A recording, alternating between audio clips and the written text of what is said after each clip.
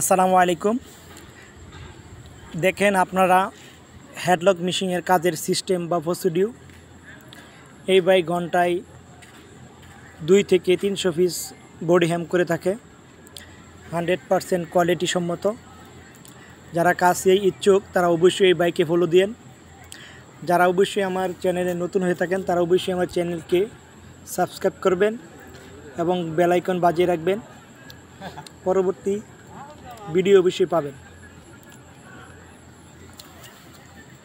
মনোযোগ সহকারে অবশ্যই ভিডিওটি দেখবেন, লাইক এবং কমেন্ট করে থাকবেন। বডি ধরার সিস্টেম প্রসিডিউ ইনশাল্লাহ আপনারা ভালো করে দেখবেন, কেমনে ধরতে হয়, আবার মেশিন কন্ট্রোল করতে হয়। হেডলক মেশিনের কাজ মোটামুটি সোজা ইনশাল্লাহ। আপনারা অবশ্যই মনোযোগ সহকারে দেখেন